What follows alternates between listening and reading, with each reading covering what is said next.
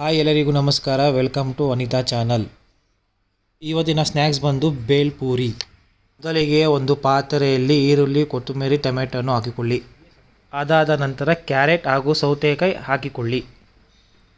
Next green chutney ಹಾಕ್ಕೋಬೇಕು. Green chutney ಮಾಡೋದು ಸ್ವಲ್ಪ ಪುದೀನ, ಕೊತ್ತಂಬರಿ ಸೊಪ್ಪು ಮತ್ತು ಹಸಿಮೆಣಸಿನ್ಕಾಯಿ, ಶುಂಠಿ ಹಾಕ್ಕೊಂಡು ಪೇಸ್ಟ್ ಮಾಡ್ಕೋಬೇಕು. ಇದು 2 ಸ್ಪೂನ್ ಹಾಕ್ಕೋಬೇಕು. ಹುಣಸೆಹಣ್ಣು ಹುಳಿ ಮತ್ತು ಬೆಲ್ಲವನ್ನು ಮಿಕ್ಸ್ ಮಾಡಿ ನೆನೆಸಿ ಇಟ್ಕೊಂಡು ಅದೊಂದು 2 ಸ್ಪೂನ್ ಹಾಕ್ಕೋಬೇಕು.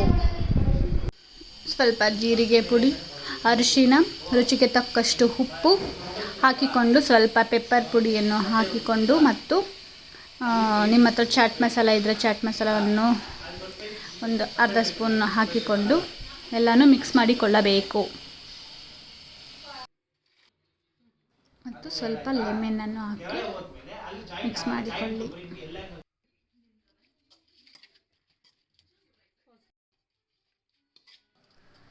ಮಿಕ್ಸ್ ಮಾಡಿದಾದ ಮೇಲೆ ಕಡಲೆಪುರಿ ನಮಗೆ ಎಷ್ಟು ಬೇಕು ಅಷ್ಟು ಕಡಲೆಪುರಿ ಹಾಕ್ಕೋಬೇಕು. ಹಾಕ್ಕೊಂಡು ಕ್ಲೀನಾಗಿ ಮಿಶ್ರಣ ಮಾಡಿಕೊಳ್ಬೇಕು. ಮಿಶ್ರಣ ಮಾಡಿದ ಮೇಲೆ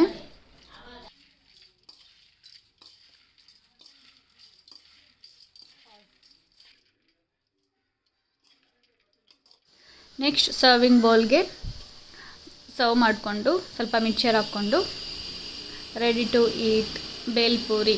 ಬನ್ನಿ ಎಲ್ಲರೂ ತಿನ್ನೋಣ. Thank you friends. Subscribe to Anita channel.